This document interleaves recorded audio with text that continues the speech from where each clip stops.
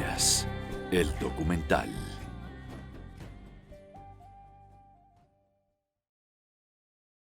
Bachué, no olvidemos, es la madre de los muiscas, una mujer que sale de la laguna de Iguaque con un joven, con un niño, Iguaque o Sugunsúa, como se conoce en otros documentos, y hace un periplo, un recorrido, una caminata por algunos sitios de la geografía muisca o Chipcha, Chipcha de los Andes orientales, y en cada sitio, cuando el joven ya creció y estuvo en edad de ser su esposo, pues Bachué va a tener descendencia con Iguaque, en donde van a dejar en cada pueblo una cantidad de personas que van a formar las partes o parcialidades o pueblos que van a adorar y van a reconocer en Bachué a la madre de la humanidad.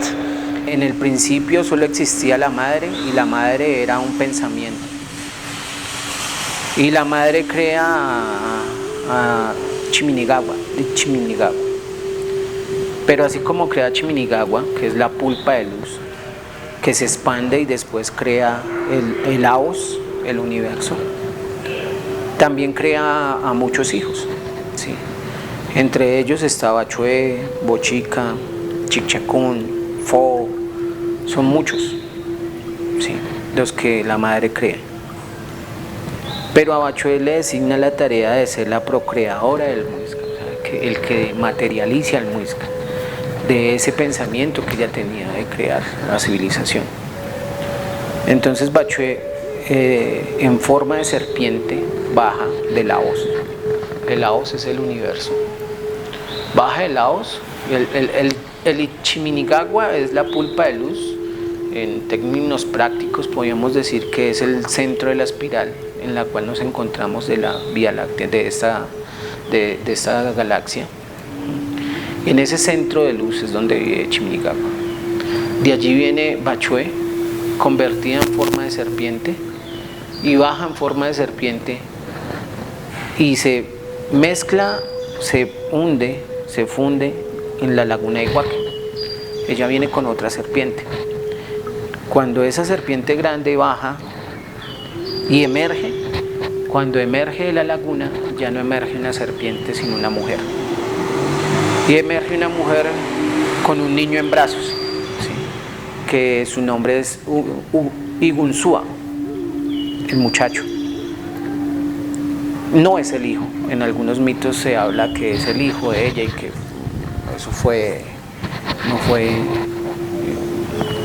fueron relaciones familiares, bueno, tiene su nombre, pero no es su hijo, es un compañero que viene en forma de niño y ella tiene que esperar pacientemente a que este niño crezca y ella ayudarlo a formar hasta que tiene la edad adulta para procrear, y entre los dos comienzan a procrear todo el pueblo muisca.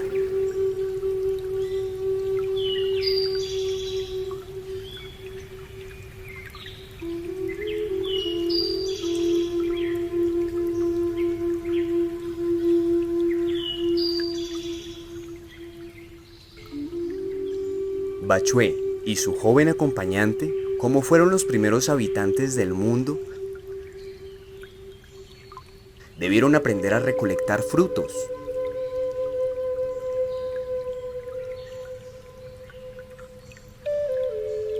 tubérculos, hacer utensilios de piedra y de madera,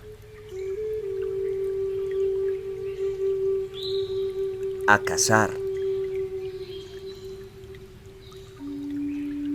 manipular el fuego, construir bohíos, tejer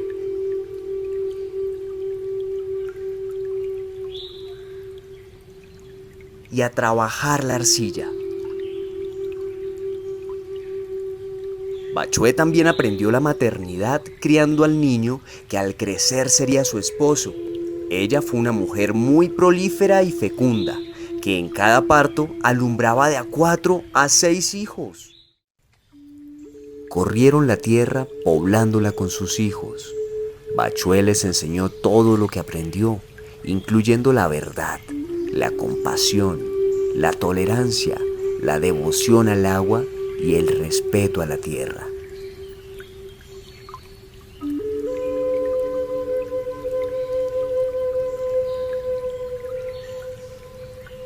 Ya después del tiempo, cuando Bachué se convierte en anciana, vuelve a la laguna de Iguaque con Iguaque y se convierten en serpiente y llegan y entran a la laguna. Por eso incluso algunos decían que el agua y los animales anfibios pues estaban un poco asociados como a la sacralidad y este culto al agua que tenían los muiscas y este respeto por el agua que había. El tiempo y las edades pasaron.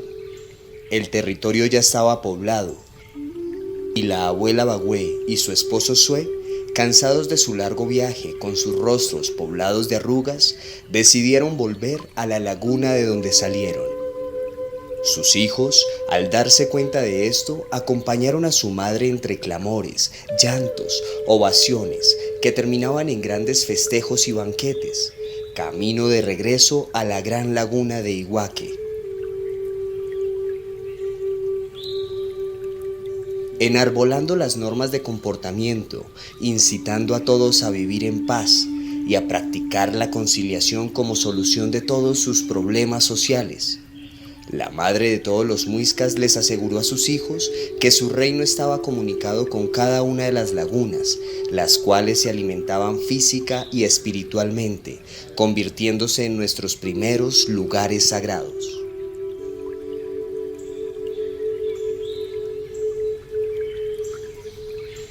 Al terminar, sus hijos y nietos, con profundo respeto, prometieron fidelidad a lo que les había enseñado, a honrar su memoria y agradecer por medio de las ofrendas. La madre y su esposo se despidieron de todos sus hijos, se adentraron en las aguas, transformándose en 2 enormes serpientes.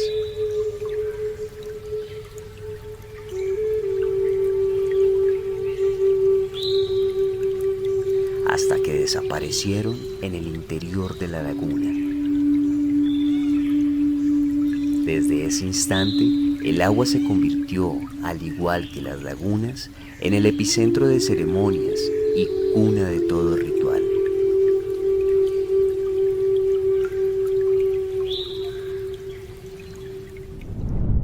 ...500 años de borramiento cultural, del borramiento y el olvido de una lengua, y sin embargo las palabras persistieron, muchas del muisca. Sigue resonando Iguaque, la Bachué, la madre, el origen primigenio de los seres humanos. Esa mitología tiene una resonancia muy particular en el siglo XX y a través de mi trabajo y mi proximidad con una artista del siglo XX llamada Ena Rodríguez Parra, es un nombre muy ligado a la historia de ella. En 1930, ella como única mujer y artista plástica, junto con otro grupo de artistas, todos de las áreas, digamos, de la literatura, las letras y la filosofía, hicieron una serie de publicaciones en unas lecturas dominicales del tiempo conocidas como el Manifiesto de los Bachué. Era desde la voz, hacer resonar la voz para decir con palabras propias: no nos pongan a nosotros funciones, no digan qué es lo que nosotros como artistas debemos hacer. Nosotros tenemos claro nuestro quehacer y podemos hablar de ello. El Manifiesto Bachué es una reivindicación de un principio ético en la producción artística en cualquier disciplina, y es la verdad, la honestidad, el honor a lo que es verdadero, y dentro de eso el tema de la identidad. Yo quién soy, yo de dónde vengo, porque si yo no sé eso, ¿cómo hago para dar los pasos y para vislumbrar para dónde voy? ¿Quién soy yo y quiénes somos nosotros? Esa mirada a esas preguntas fundamentales es abordada por los Bachué desde una reivindicación de nuestra identidad mestiza múltiple. La Constitución de Colombia hasta 1991 habla de eso como fundamento de la identidad colombiana. Ellos desde su sentir, en 1930, dicen somos mestizos múltiples y la verdad es ser capaces de reflejar quiénes somos sanguíneamente, culturalmente. Somos eso, somos mestizos múltiples. Yo creo que si hubiera una única razón por la que recordara a Ena Rodríguez Parra, esa participación en ese movimiento de los Bachué sería una de ellas. Es nuestro deber hacer un espacio para hacerle un homenaje al manifiesto de los Bachué, siendo Ena Rodríguez Parra única mujer en el grupo de intelectuales que empieza la reivindicación de los pueblos ancestrales. La gran artista plástica Ena Rodríguez Parra fue discípula del también célebre maestro español Ramón Barba a la edad de 14 años. Fue una gran feminista en épocas que no se tenía ni idea del concepto. Mujer fuerte y de carácter en un mundo machista. Por eso hizo todo lo que pudo por llevar siempre la contraria y demostrar que el ser mujer no la limitaba de ninguna meta, y por el contrario fue pionera en muchas cosas.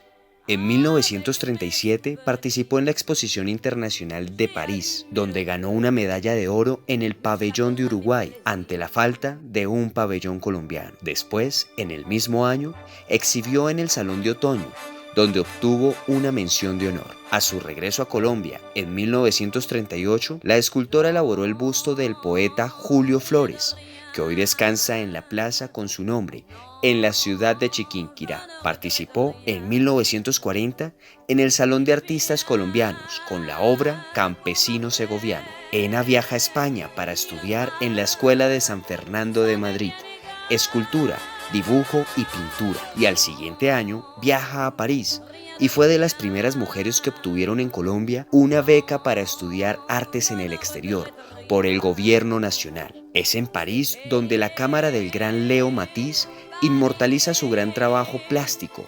Funda el Museo de Impresiones y Reproducciones de Grandes Artistas en el Teatro Colón de Bogotá. En 1968, la Universidad de los Andes condecora a Ena con el Chivo de Oro por ser la fundadora y primera decana de la Facultad de Bellas Artes. Participa en la exposición del Sindicato de Artes Plásticas de Bogotá y en el 6º Salón de Artistas Colombianos con la talla de madera Cabeza de Negra. Obtuvo medalla de honor en la exposición Macy's Latin American Fair de Nueva York en 1942. En 1944 fue nombrada profesora en hermosos municipios de Cundinamarca y desde luego en la Universidad Nacional de Colombia, dedicando y compartiendo su ardua pasión por el arte y la cultura y la libre expresión en todo el sentido de la palabra. Ena fue invitada por el gobierno colombiano a Estocolmo como parte de la comitiva que estuvo presente en la entrega del Premio Nobel de Literatura de Gabriel García Márquez. La gran maestra Ena Rodríguez Parra es un gran ejemplo de pasión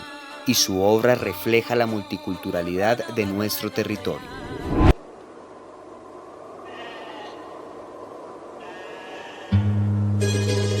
Y desde este punto, a los habitantes de esta antiplanicie los vamos a identificar como los muiscas, aunque ellos nunca se denominaron así. La palabra muisca significa gente o persona. Interactuaban con bases al respeto y devoción con los elementos sagrados. Consideraban a las plantas, árboles y animales como sus hermanos mayores. Las rocas son consideradas sabios abuelos, porque contienen toda la memoria del territorio. Conocían perfectamente los patrones astronómicos y los usaban para anticipar los ciclos estacionarios, para adecuar labores de siembra y cosecha. Por ende, expertos en calendarios y extraordinarios agricultores. La economía giraba alrededor de las festividades religiosas realizadas mediante el transcurso del año, en donde la fiesta mayor se recibía con frenesí. Viajaremos por todo el altiplano para conocer sus tradiciones alrededor del agua, que es la representación viva de la madre abuela de todos los muiscas. El agua, Sia, es la fuente de la vida. De las aguas cósmicas surge la creación y la vida. La diosa madre Bachué surge del agua de la laguna sagrada de Iguaque. El culto a la diosa madre Bachue relaciona inseparablemente el agua, la tierra y la luna. Los Muiscas somos hijos del agua. O sea, pues esa conciencia se ha perdido hoy día, no tenemos conciencia de que éramos culturas del agua, esto estaba cubierto por agua y la madre sí es la madre del agua, no son dioses, no son espíritus especificados, es una esencia, es como el espíritu del agua que se encuentra en las gotas de rocío, en todas las expresiones de agua está presente la madre sí. Y nuestra misión como muiscas pues es cuidar el agua, que es lo más descuidado que tenemos hoy día.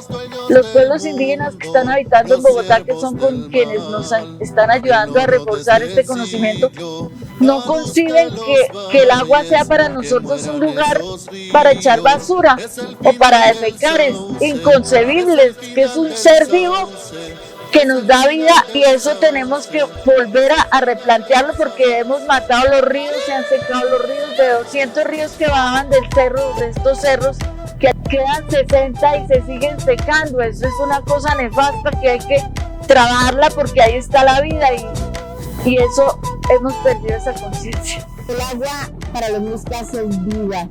El agua es el alimento, y como decía anteriormente, es la sangre de nuestra madre.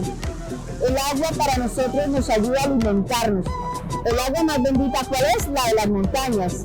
Así que nosotros tenemos los sitios que son femeninos. Nosotros vivimos en un territorio femenino, por eso nuestra casa ceremonial Cusmul significa casa de agua, porque representa la parte femenina, ¿verdad? Por eso nosotros tenemos lagunas donde el agua femenina se va a ofrendar. Entonces para nosotros es parte vital de nuestra existencia. Realmente el agua es vida para nosotros.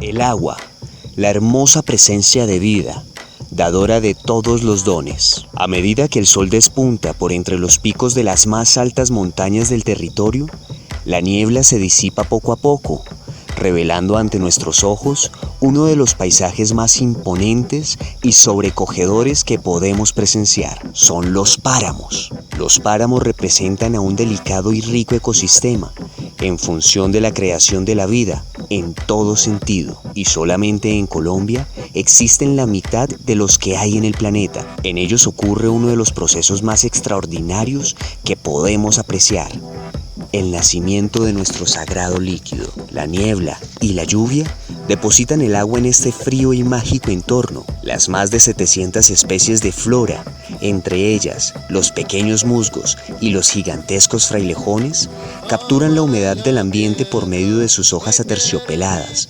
llegando a retener hasta el 40% de su peso en agua. Parte del líquido es retenido y el restante llega a sus raíces y se extiende a través del suelo. El suelo de los páramos actúa como una esponja, absorbiendo y succionando el agua.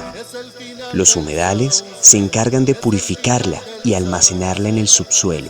Cuando ésta sobrepasa su capacidad, se liberan cientos de miles de litros de agua, que dan forma a los serpenteantes riachuelos, que se transforman en grandes ríos, imponentes cascadas y las más sagradas y hermosas lagunas. Cuando un niño nacía se consultaba con las ondas del agua Sia. La primera ceremonia de la infancia era el atatá o la donación. Se le cortaba el cabello al niño o niña y se entregaba a Sia, y luego se hacía una inmersión a manera de bautizo. Las mujeres no solo iban a la laguna o al río a dar a luz en el seno materno de Sia, sino también durante todo el embarazo. Para la consagración de los chiquios sacerdotes del sol, se llevaba a cabo una ceremonia de purificación con un baño dentro de la laguna. El moán era el terapeuta que trabajaba dando información al agua para curar. El agua también era utilizada para fines terapéuticos, con baños frecuentes en las lagunas de los páramos. El agua representa la vida, por eso la madre Bachue viene de la laguna, viene del agua, y la mayoría de las ceremonias de Atatá se hacen en lugares de agua, que tienen la memoria. Como ustedes saben, el agua guarda memoria. Desde Masaru Emoto sabemos que el agua contiene una información en su geometría y esa geometría produce una frecuencia. Esa frecuencia es la frecuencia de la vida en esos lugares sagrados. Y en ese sentido, por eso es muy importante conectarse con esos lugares, con esa información en esos lugares sagrados, porque además los lugares sagrados nos dan ese poder, nos dan esa capacidad para acceder a ese conocimiento. Al investigar el culto alrededor del agua, nos lleva a la hermosa Florian, tierra de los guanes. Esta se encuentra localizada al sur del departamento de Santander, a 180 kilómetros de Bogotá. En la antigüedad, entre los cacicazgos de Saboyá, Chévere, Cazacota, Mópora y Tisquizoque, se encuentra hoy lo que conocemos como Florian. Para sus habitantes, las ventanas de Tisquizoque, majestuosa cascada de más de 300 metros de altura, es la centinela permanente de todos y cada uno de los que habitan estas tierras. Podemos ver el vestigio de las comunidades ancestrales que en estas ventanas realizaban sus ceremonias, en donde el agua, el fuego, el viento y la montaña son protagonistas principales. Para enseñarnos la región nos recibe Freddy Díaz, experto montañista, quien con su gran destreza y su conocimiento de territorio transitamos parajes tanto increíbles como mágicos, llenos de exuberante fauna y flora. Vamos subiendo por los arduos caminos, mientras nuestro guía nos explica la gran diversidad de sus paisajes, cómo nuestros ancestros utilizaban los recursos naturales para su beneficio, sin afectar la naturaleza. Al llegar a la gran ventana encontramos una estructura natural, maravillosa e imponente, donde cientos de estalactitas y estalagmitas nos reflejan la gran antigüedad de su construcción. Puentes flotantes hacen parte de esta megalítica obra natural. En su interior guarda una gran molla, recipiente que nos recuerda la sacralidad del agua, mientras vemos y admiramos su paso infinito por esta grandiosa caída. Nuestro guía nos conduce a un lugar llamado el Chiconal y nos enseña uno de los ritos de sanación por medio del agua. Pero que sea nuestro guía quien nos cuente sobre este hermoso y ancestral ritual. Como ustedes pueden observar al costado de atrás, en la parte de atrás, encontramos la cascada. Esta es parte de la cascada del Chiconal. Esa es el agua dulce, donde ellos hacían sus respectivas ofrendas. Ya a la parte posterior tenemos el agua salubre, el agua salada. Esta es el agua donde el personal o la gente del pueblo acostumbraban a venir aquí a hacer sus respectivas curaciones o a recibir sus respectivas sanaciones. En este tiempo pues no se encontraban no habían adecuaciones en cuanto a carreteras ni vías de acceso. Esto era difícil, una vía de acceso muy difícil para llegar hasta este punto. Pero entonces la gente valoraba mucho esto. Se lograron grandes cosas porque siempre que nuestros abuelos también, los abuelos, tatarabuelos inclusive, vienen las historias, nos comentan, hasta nuestros padres nos comentan de los beneficios que se recibían de estas aguas. Es así que ahorita por lo menos el pueblo ya no prohíbe esto y todo el mundo viene a hacer sus respectivos baños acá para recibir sus beneficios.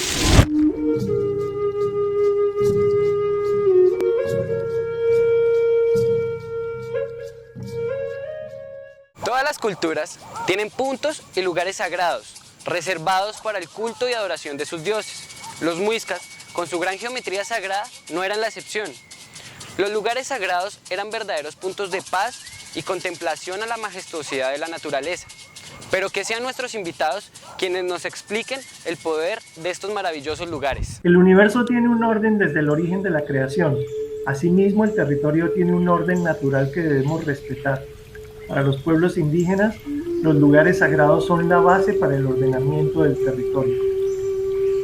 Los lugares sagrados para los muiscas y los pueblos indígenas del mundo son montañas, lagunas, ríos en curso y su desembocadura, nacimientos de agua, humedales, quebradas, cascadas, sitios sobre las costas del mar, piedras con arte rupestre o pictografías o petroglifos, o piedras simplemente que no las tengan, pero especialmente las piedras que tienen arte rupestre lo son y están marcando precisamente esos lugares en relación con los movimientos de los astros, en relación con los movimientos del sol y de la luna, de las constelaciones, en las diferentes épocas del año.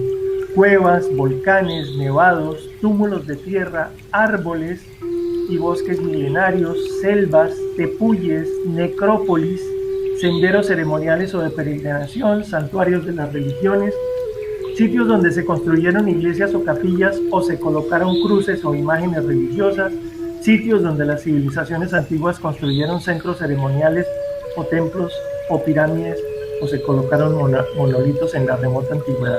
Es decir que lugares sagrados hay miles en el territorio muisca y por supuesto en el mundo. Y además todos los lugares sagrados están conectados a través de una red, de una malla de geometría sagrada que permite que cuando tocamos un lugar eso se genere una resonancia hacia todo el planeta, una resonancia de armonía para el mantenimiento del equilibrio del universo. Podríamos decir que, bueno, hablando occidentalmente, los lugares sagrados los podemos ubicar como santuarios naturales sagrados, donde hay vitalidad, donde hay fuerza, donde los elementos de la naturaleza se encuentran para generar y sostener la vida.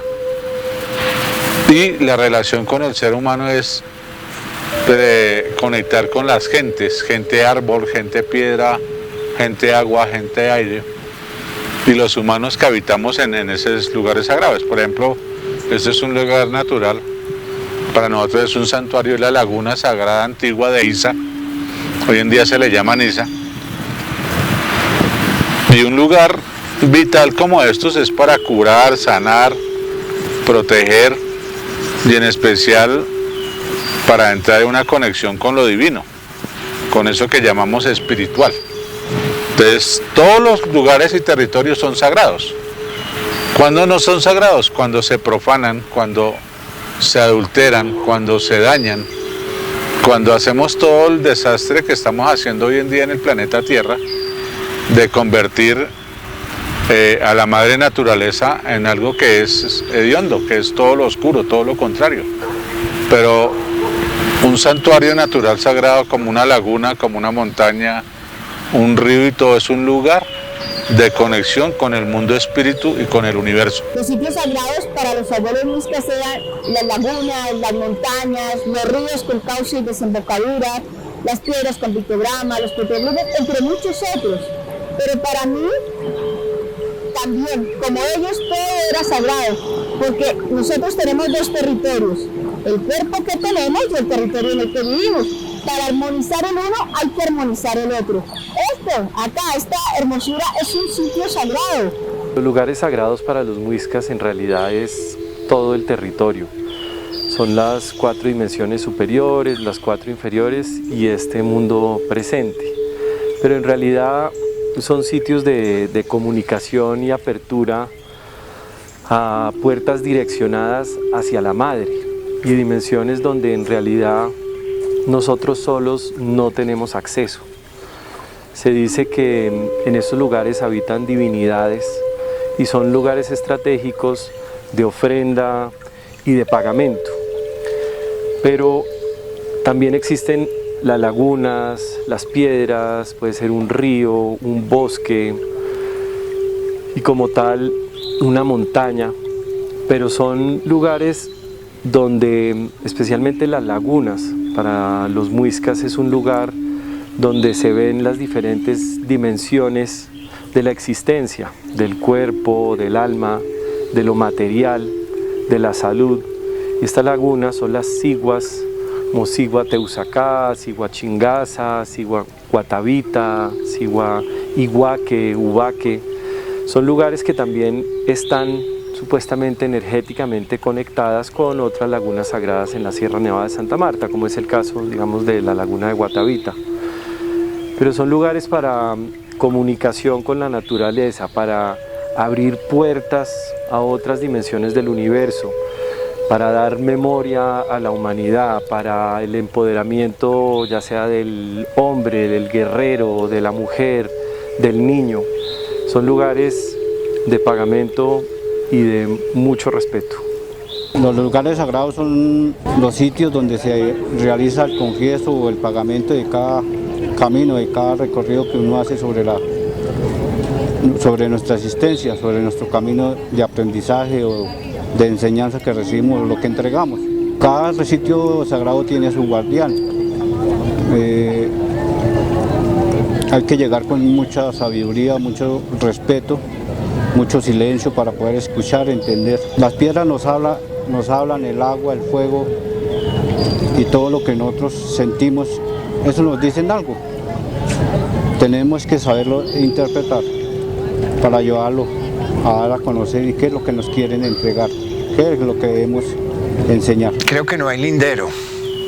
La sacralidad no tiene un opuesto. Hablar de lo profano y de lo común y desde la visión de lo ancestral, yo percibo desde mis sensaciones, y es una cosa perceptiva, no cerebral. Ellos veían sacralidad en todo, porque no verla es negar el fundamento de todo lo que es manifiesto, de todo lo que existe. Entonces, hay sacralidad en todo. Evidentemente, a nivel ritual, a nivel pragmático, puede ser que haya unos lugares con mayor carga de significación de sacralidad, pero no existe nada, absolutamente nada que no sea sagrado. Creo que es donde se une y se resuelve el tema de la dualidad, de la luz y la oscuridad, del día y la noche, lo masculino y lo femenino. La sacralidad es el portento y el prodigio de la existencia de los seres, y esa cosa inacible que creemos que se llama el amor, eso es prodigioso, es inexplicable, inabarcable, y creo que eso es lo que honra en nuestro concepto, en nuestra percepción de lo que es sagrado, ver lo común y corriente y todo lo que hay para ver como una cosa maravillosa, excepcional y que merece ser honrada como lo que es, como una cosa maravillosa.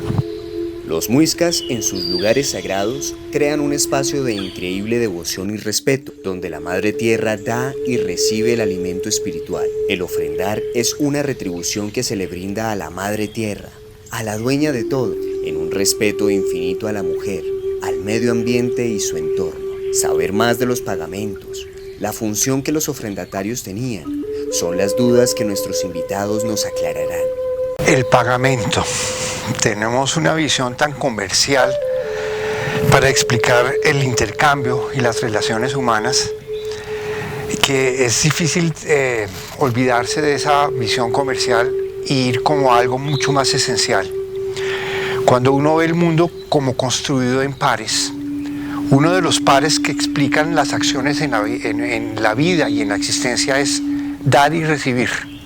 El intercambio que se da cuando una cosa, un ser, un elemento se junta al lado de otro y sucede un intercambio, un diálogo, un intercambio, una complementación, un encuentro.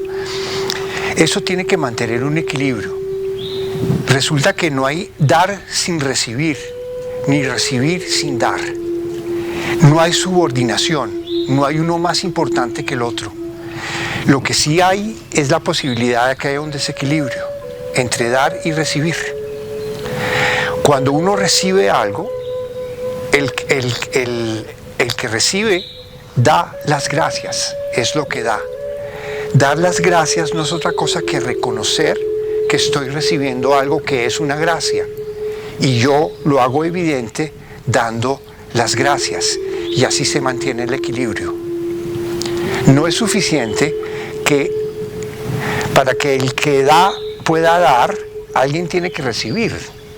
O sea, quiere decir que el que recibe le da al otro la oportunidad de dar. Entonces no hay pasividad, hay una complementación completa. Y una de las formas de mantener el equilibrio es dar las gracias.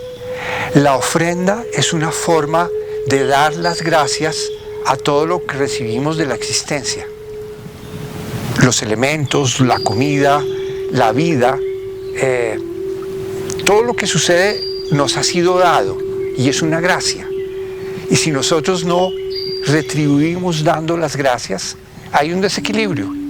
Y los desequilibrios llevan a la enfermedad, y no a la construcción y a la creación, sino a la destrucción y al desequilibrio y a la enfermedad, todas las formas de, digamos, de disfunción. El atata o la donación es el acto más profundo que un ser humano puede hacer para agradecer a la Madre Tierra por todo lo que ella nos da para vivir en armonía con todos los demás seres, en concordancia con la ley de origen.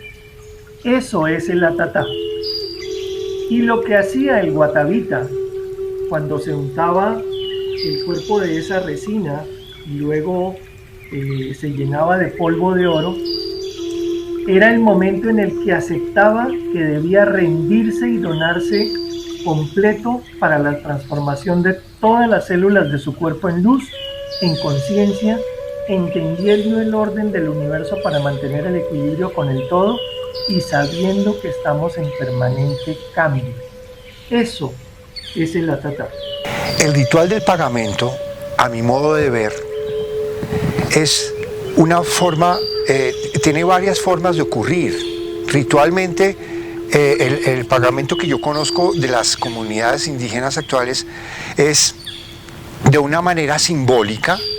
Yo represento el montón de cosas que yo he recibido, que me permiten hablar de ellas para agradecer el hecho de que las recibí.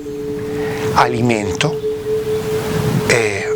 una vida humana, un cuerpo, los elementos, todo lo que hay, el agua, el aire, el fuego, la tierra, el éter. Y de una manera simbólica yo lo evidencio, entonces lo muestro y digo, yo he recibido eso. Y yo mismo me vuelvo ofrenda. Y eso es lo que pasa con los ofrendatarios. Muchos de los ofrendatarios, no todos, esto en el caso de la tradición muisca, hay muchos ofrendatarios que son una figura humana. Ni siquiera importa el género, no está evidenciado el género, puede ser un hombre o una mujer. Más allá que el género está el ser humano fundamental.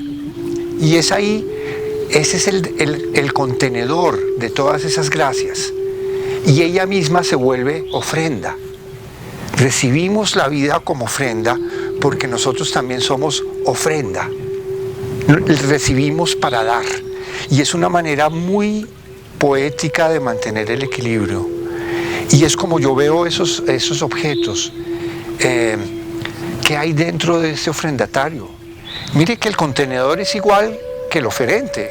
Un ser humano hace una representación de sí mismo y lo llena de todos esos valores que ha recibido, que tiene que equilibrar reconociéndolos. Comida, entonces es probable que ahí haya semillas, frutos, hay los elementos con los que vivo, puede haber elementos que tienen materias que tienen mucho significado simbólico, puede haber metales, puede haber cristales, las piedras. Uno de los elementos más poéticos es una mota de algodón. Y uno, pues sí, con el algodón tejemos con la materia con la que nos cubrimos, por ejemplo. Ese podría ser el concepto. Pero va mucho más allá, porque es que el pensamiento y la capacidad de pensar, como la palabra, sirve para tejernos. Nosotros tejemos pensamiento y hacemos un pensamiento común. Y el reconocimiento de ese don que tenemos y que somos capaces de hacer se simboliza en nuestra capacidad de tejer. Y eso se representa con una mota de algodón. Y de eso también estamos llenos. Y de eso es lo que agradecemos. Por eso resultan tan misteriosos y poéticos los ofrendatarios.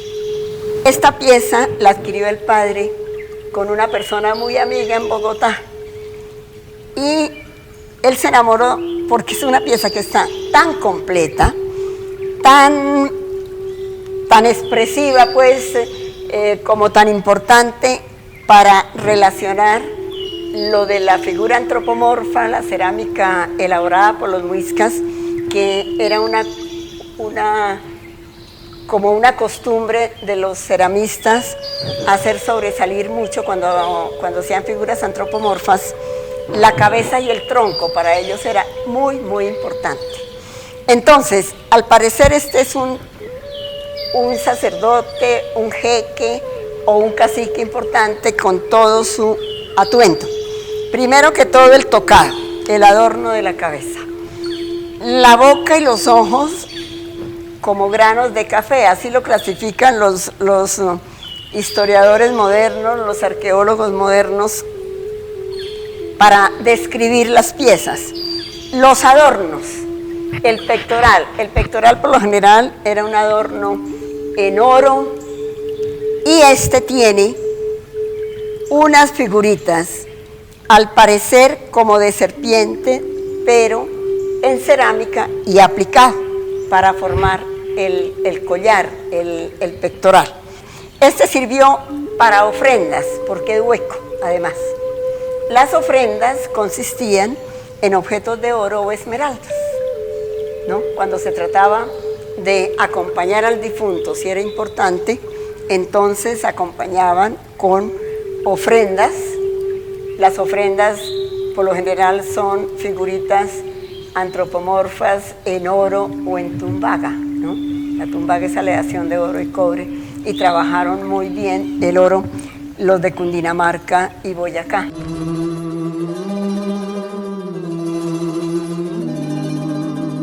Y desde luego, los muiscas no fueron ajenos a este gran encanto, magia y poder que los metales poseen. Desde que la humanidad lo conoce, el oro ha sido visto como el más puro de los metales. El oro es definido como un metal blando, pesado, amarillo, brillante, maleable y dúctil. En la tabla de los elementos es representado como Au, del latín aurum, que significa brillante amanecer. Los muiscas dominaron el difícil arte de la orfebrería. Delicadas piezas de seres, personas y animales dominaron en todos sus trabajos. ¿Qué importancia tienen los metales en nuestras culturas ancestrales? Los metales para la humanidad han sido muy importantes porque la humanidad ha girado en torno a ellos. La historia de la humanidad es la historia de los metales.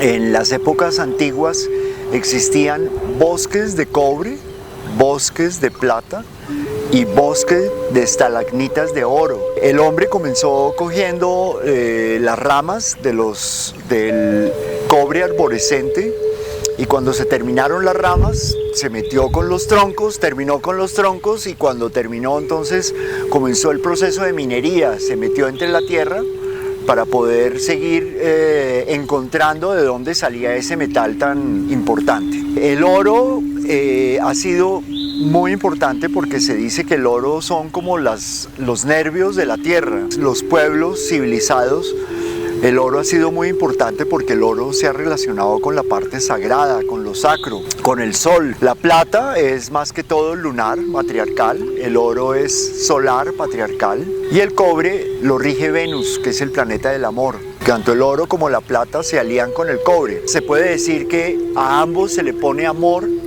para que puedan volverse maleables y dúctiles.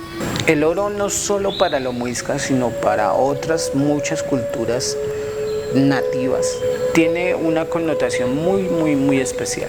En los pueblos amerindios, el oro siempre tuvo una connotación muy sagrada, y en algunos de ellos se les podría llegar a llamar las lágrimas del sol. Pero no muy alejados de la realidad estaban los antiguos nativos. Realmente, si miramos la composición física y su composición estructural del oro, el oro es uno de los metales que no se produce en la tierra, ¿sí? No se consigue, o sea, la tierra no lo elabora, ¿sí? No hay un proceso lo demasiadamente fuerte para construir oro. Y en eso, en la Edad Media, surgió una línea que se llamaba los alquimistas, y ellos en base a los mitos de Jesús y de la vida eterna, buscando la piedra filosofal, hicieron una campaña para construir el oro, pero nunca lo lograron, porque es imposible. La única fuerza, la única forma de crear oro es con una explosión de una supernova, o sea, un sol agonizando que se estalla en el cosmos, en el Aos. Y esa fuerza atómica que no se puede hacer acá en la Tierra porque la destruiría, es la que puede condensar y hacer el oro. Refiriéndonos a ello, entonces entendemos que todas las partículas de oro o de vetas de oro que hay acá en este planeta son resultado de una explosión de un sol. O sea que podríamos decir que son las lágrimas de un sol agonizante. ¿Sí? Entonces nuestros antiguos nativos no estaban muy lejos de ese conocimiento, que nosotros nos tardamos muchísimos años en descubrir científicamente que era así. El oro se vuelve para ellos metal precioso porque realmente dicen que viene del sol y que al encontrarlo pues era poder, pues, digamos, poder dar vida y poder tener calor. El oro por el color amarillo, por poderse manejar y poder manipular más fácil y no se oxida, no se daña, no se añeja, tiene esas componentes que para ellos era un metal que era especial, no era un metal precioso, era especial. ¿Por qué? Porque podían transmitir a través de este metal lo que ellos sentían, lo que ellos percibían en su parte espiritual, lo podían transformar a una vida cotidiana y ellos a través de esa vida cotidiana podían usarlo. Aparte de esa particularidad, el oro tiene unas propiedades físicas y espirituales muy diferentes a cualquier otro metal que se encuentra en la Tierra. Sí, su brillo, su magnetismo con el cuerpo, con la energía del cuerpo, hace que sea un metal muy precioso.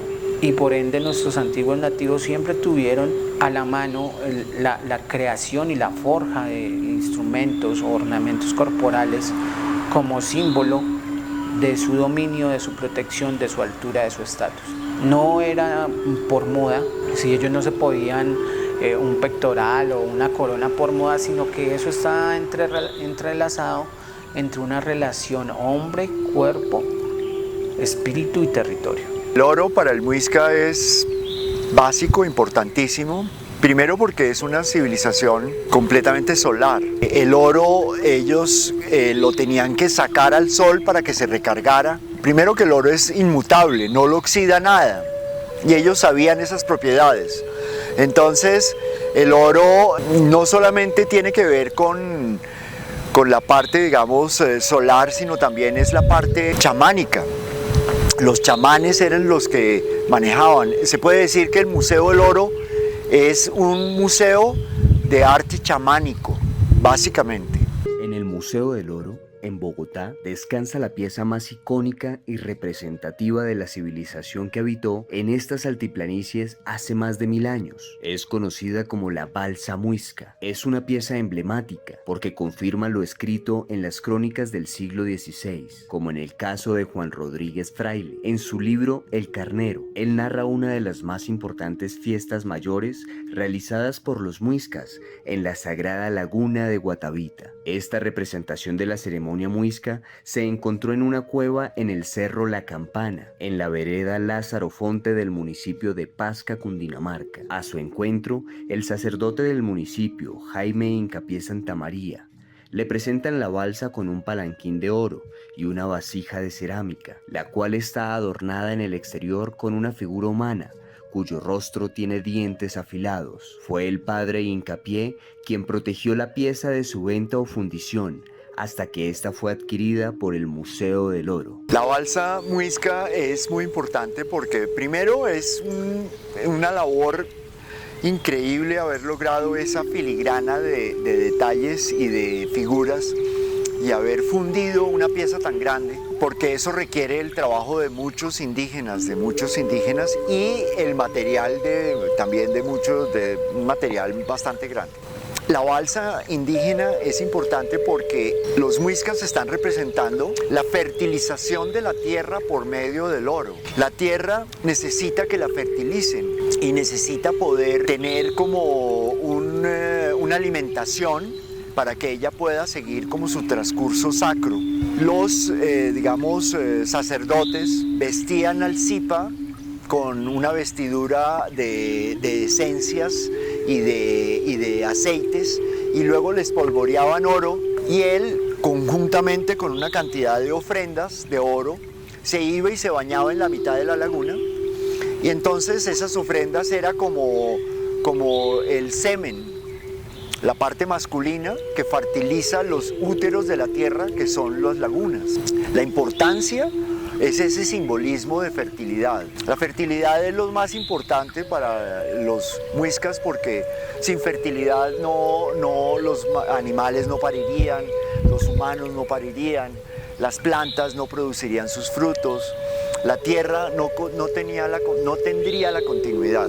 Al padre Hincapié le agradeceremos eternamente su lucha, y es la doctora Tránsito Soacha, directora y protectora del legado del padre en el Museo de Pasca, quien nos recibe y nos cuenta cómo llega la balsa muisca al buen resguardo en nuestro importante Museo del Oro. Como los indígenas hacían escondían sus tesoros, ellos preferían dejarse morir antes que entregarlos, ¿no? Y esa era una norma de ellos. Es muy probable que vinieron aquí a cambiarla por algo, y los nativos de aquí, antes o cuando percibían que venían hombres blancos, debieron de ir a esconderla. Dice que estaba muy cubierta de unas lajas bien escondidas. Curiosamente, con la balsa apareció una pequeña figurilla de oro que lo llaman los historiadores palanquín, o una silla o unas andas para transportar al cacique, y una pieza de cerámica que los rasgos de la cerámica no son muiscas sino panches. Esa es una de las relaciones también de estas culturas precolombinas. Cuando al padre le hablaron de la balsa, pues él dice que no quiso acompañarlos a Bogotá. Les dijo, mire, ¿por qué no?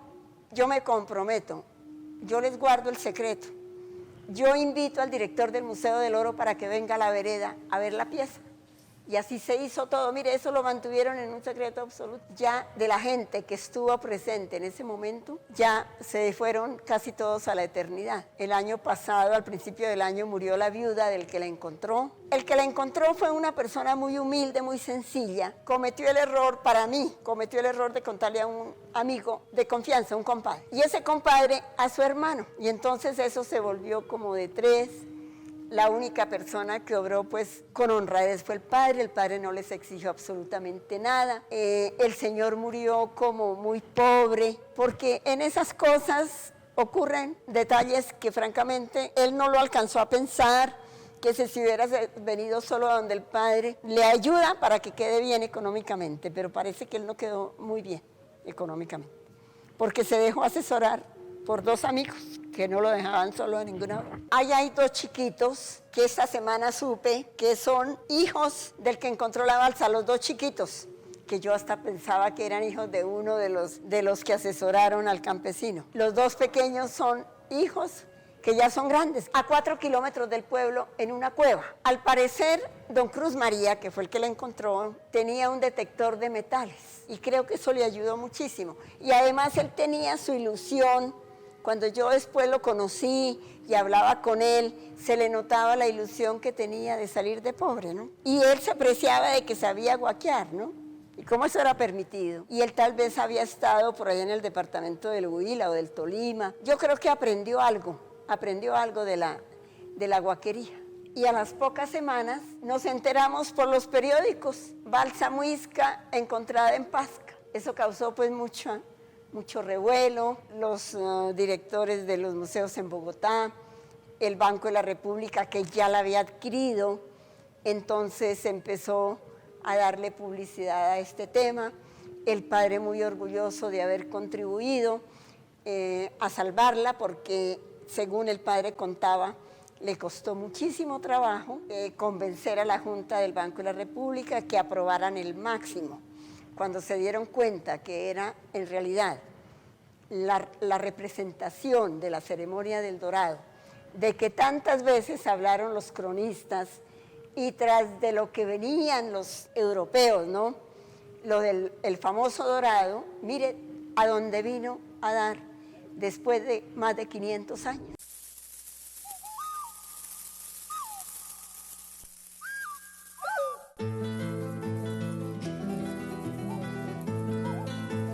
La investigación sobre los muiscas y su interacción con el oro nos llevan al maestro orfebre Omar Hurtado, orgulloso hijo de Monguí, Boyacá.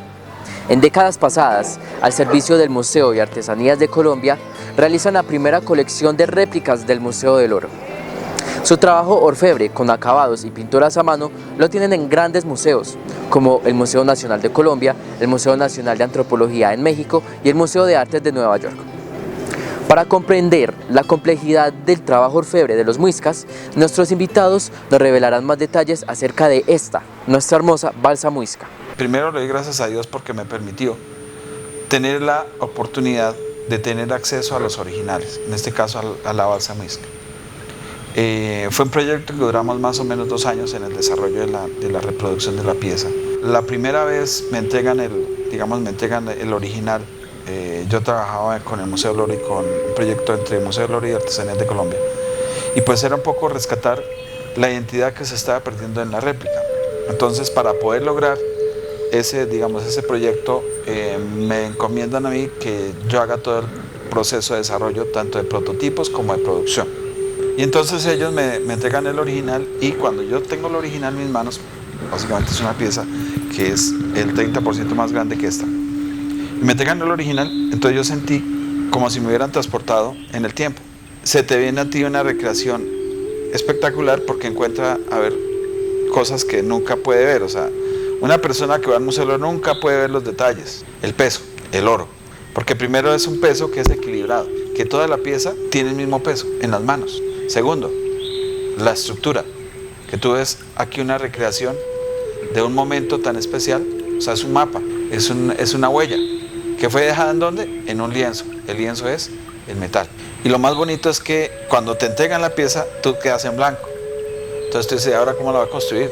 Porque no la puedo tocar, o sea, la puedo tocar con mis manos, pero no puedo hacer ninguna impresión, no puedo hacer ningún detalle de poder decir, bueno, voy a tomar esta impresión y de aquí saco el molde, porque no se puede. Lo bonito es empezar a trabajar y construir a través de lo que está hecho. Yo, dentro del proceso de las reproducciones y dentro del proceso que tuve la experiencia de aprender a hacer las piezas, a través de lo que me enseñaron, porque realmente yo aprendí a hacer las piezas por un lenguaje que ellos dejaron. Ese lenguaje está en cada pieza.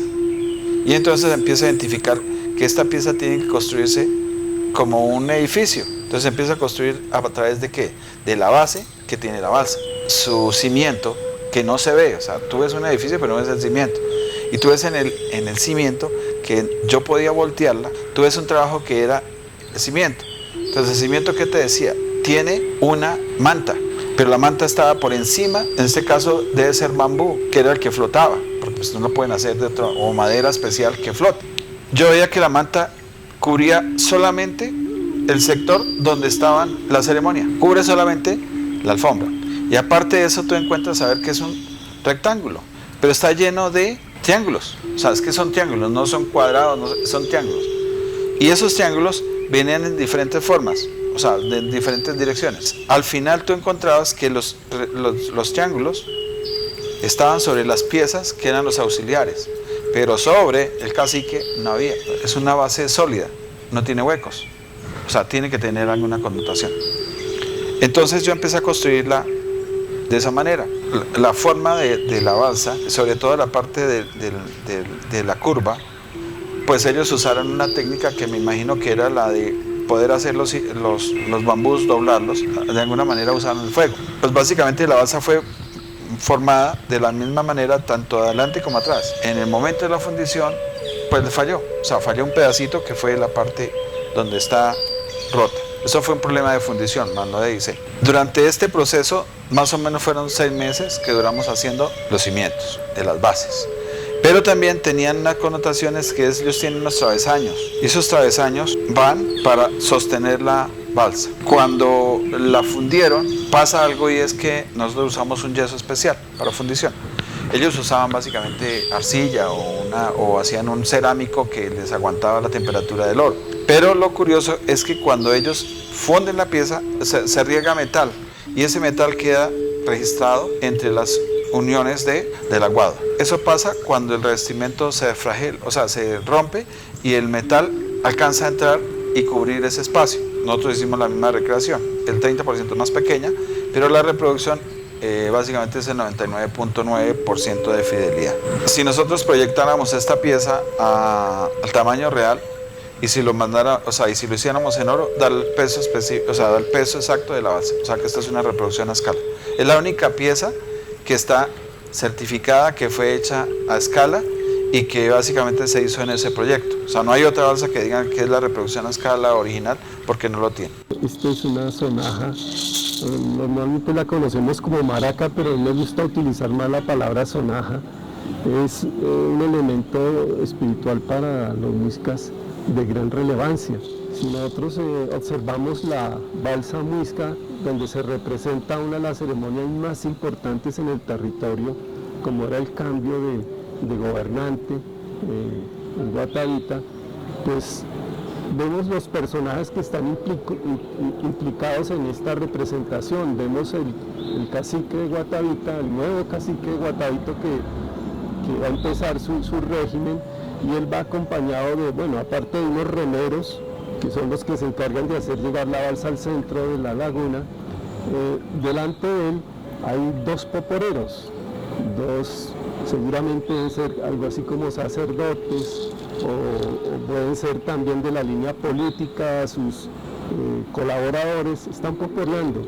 Ahí están los dos poporeros, y delante de los dos poporeros, estos sí podían ser tipo sacerdotes o chamanes, parece tener mascaritas y tienen cada uno en su mano una sonaja de estas. Entonces, el hecho de que no haya otro instrumento representado allí sino sonajas, hace entrever de que el instrumento en sí era muy importante para sus ceremonias. Con ellas podían estar llamando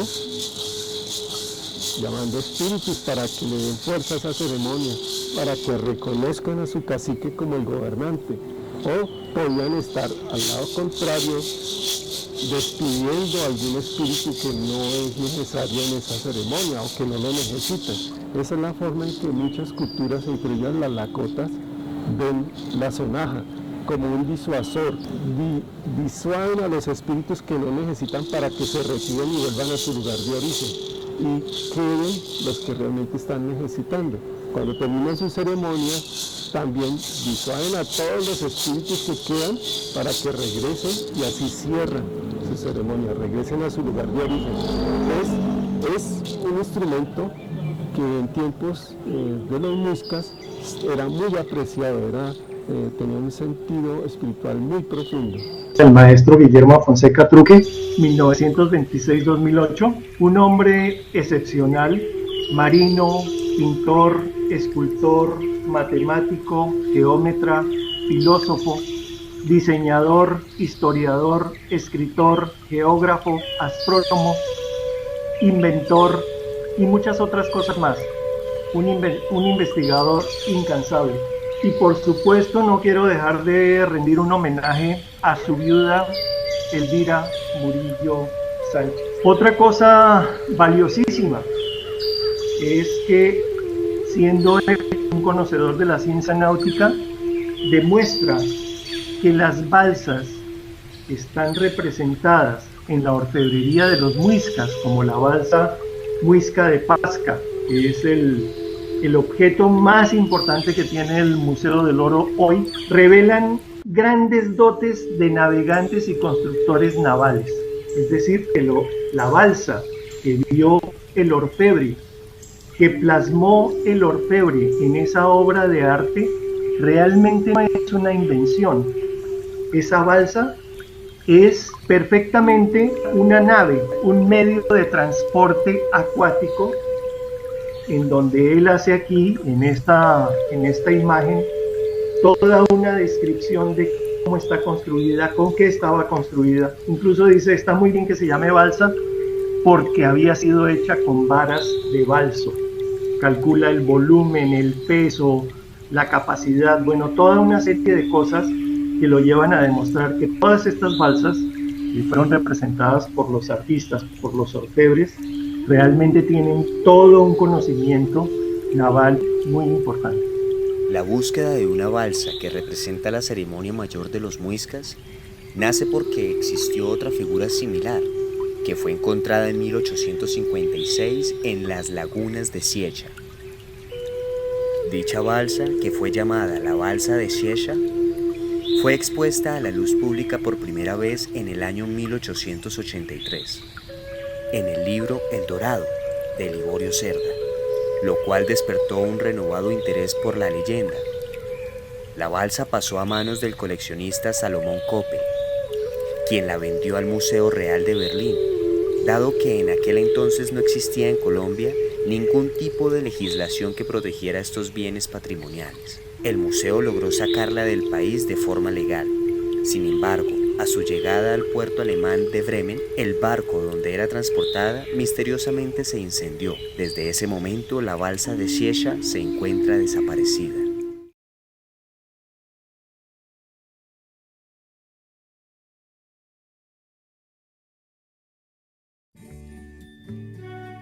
El diablo fue al mar a escribir la historia del mundo, pero no había agua. Dios la había bebido. Juan Comodoro, buscando agua, encontró petróleo, pero se murió de sed.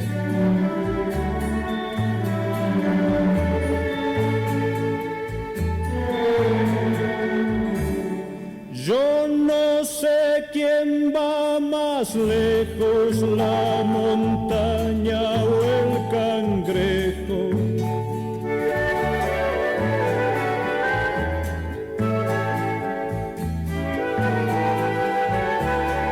Pobrecito mi patrón, piensa que el pobre soy yo.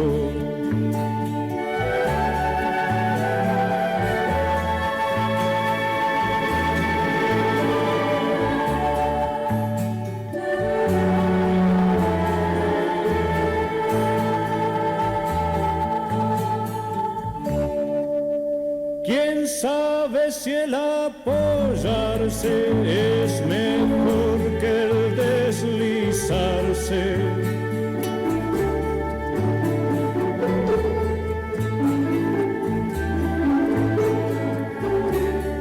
Pobrecito mi patrón, piensa que el pobre soy yo.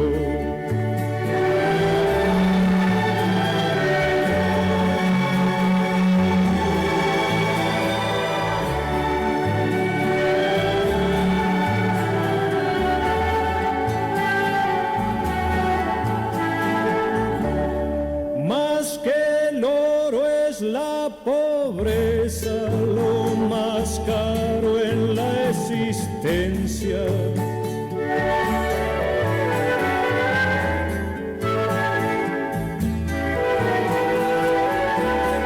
Pobrecito mi patrón, piensa que el pobre soy yo.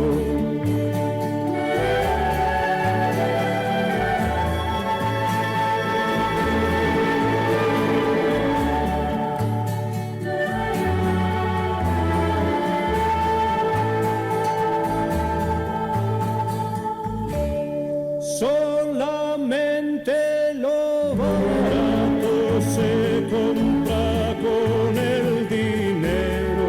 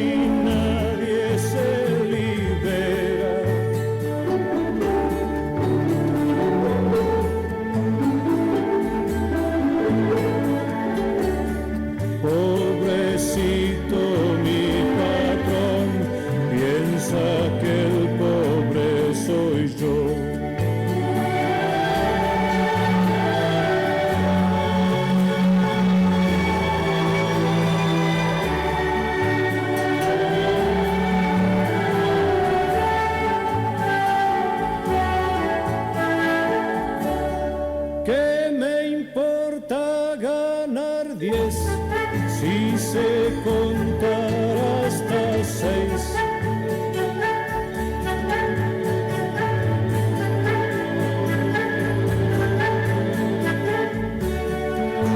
Pobrecito mi patrón, piensa que el pobre soy yo.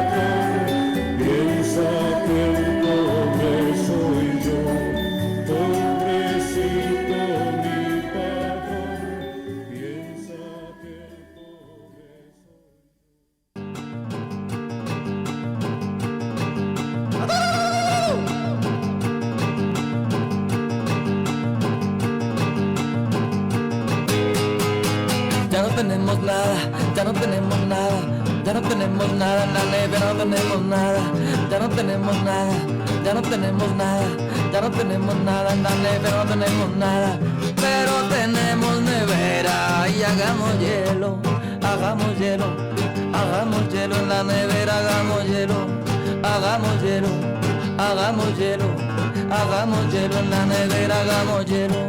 Que el que no tiene nevera, ay, no tiene un cubo, no tiene un cubo, no tiene un cubo en la vida, no tiene un cubo, no tiene un cubo, no tiene un cubo, no tiene un cubo.